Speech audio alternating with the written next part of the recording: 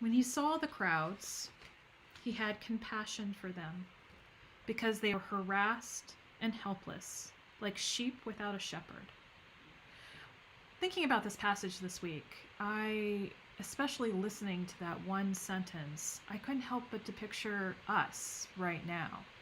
These crowds, these things. I couldn't help but to picture all the doctors and the nurses in their full PPE, having to reuse them, having to be careful with them because of supplies being short. I kept thinking about all the families who've had to struggle to try to figure out how to work and teach and take care of their children and hold it at all in the same space at the same time. I kept thinking about all the local businesses that had to close for a long period of time and the financial uncertainty that came with it. I kept thinking about all those beloved institutions that have closed because of this pandemic.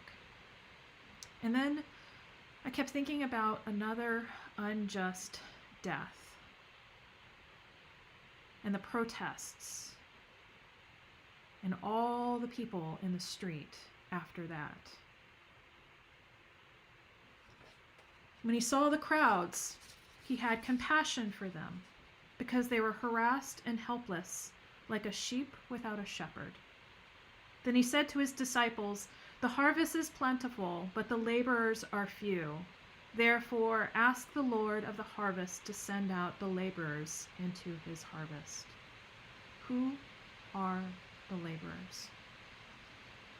I believe this truly is the beginning of what we are called to be as followers of Jesus, to be those laborers, to go out into the world sharing about God's love and the healing, incredible things that happen with that, and proclaiming the hope that God offers us. It's been really hard lately, though, to be a disciple of Jesus, to be a church per se. It's been really hard to be a church because here we are, I'm in my own room, in my office, in my house, not in a sanctuary where we can spend a moment in something that is devoted larger to us, that is devoted to a God of love. We're here at home, still. And it's been really, really hard to remember that we're a collective whole, to get that power that comes from that corporate prayer when we are all together. When we're separated on different feeds and the feeds aren't always working right, and connecting through Zoom and not connecting through Zoom, having that distorted feed, that delay in the technology to have the insufficient technology of what we really want. That corporate prayer together in the same space of something larger, built to be something about something larger than ourselves. And so we're called to be the church in the middle of a time where it's really, really hard to be the church. But I wonder if this is a call to be a little bit more than what we have been in the past. I believe that a church isn't those four walls. I believe the church is so much more than just our community connected through these different technologies. It is a larger community. It is a movement. It is what it means to be a disciple of Jesus. And that's so much more than me, you, the building, our collective community. It's about love. So how do we be a disciple in a church without walls? Well, I think now is our most opportune time to kind of lean into that uncomfortable space where we have to try to find not a prayer centered on the building, but a prayer centered in our hearts, a prayer in a prayerful life centered on God, so that we can act within the world, so that we can be that light and that hope and that love in the world that is lost, helpless, like a sheep without a shepherd. Anne Lamott wrote during this time that she wishes, let me see if I can, sorry, I misplaced it. She wishes that she could, right this very moment, have her Sunday school class. Because she would look at them, share some crisps or chips, and assure them that we can trust God no matter how things look or how long things take. The pain inside of us and right in front of us is nothing compared to the power of love that surrounds us. She reminds us that it may not feel like it right now, but God's love and hope and grace is taking over the world. She says, I would remind them of what Martin said, Martin Luther King that is, that the moral arc of the universe is long, but it bends towards justice, even now in the chaos of hate that our dear leader, police brutality, extreme poverty, and desperation. We are being changed, kicking and screaming, without a single clue about who will lead us, how things will look, and how the dust and the virus will settle.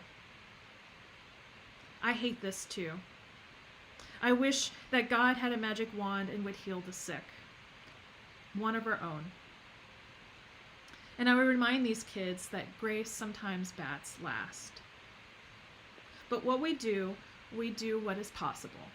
We make bright cards with glitter and stickers. We help at church food pantries. We listen. The main message of our dear brother Jesus, we listen. We feed the hungry. We give water to the thirsty. Anne Lamott's just reminding us that we are called to be that people of hope and love, and we are called to do it in the streets with our own community and our own families, regardless of where we are. To be that church without the walls.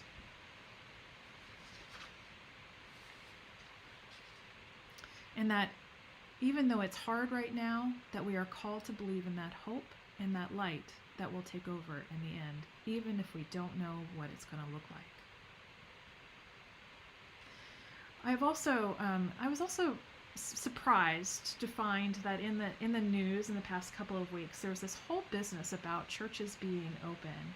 And I think I've mentioned to you all that, truly, churches have been open. Essential churches have been opened. And the bishop-elect of the Diocese of Missouri, Dean K. Johnson, wrote this, and I just thought this was perfect for today. The work of the church is essential. I mean, it's essentially doing what Anne Lamott's asking us to do, right? And I continue with him. The work of caring for the lonely, the marginalized, the oppressed is essential. The work of speaking truth to power and seeking justice is essential. The work of loving, being a loving, liberating, life-giving presence in the world is essential. The work of welcoming the stranger, the refugee, and the undocumented is essential. The work of reconciliation, healing, and caring is essential. The church does not need to be open because the church never closed.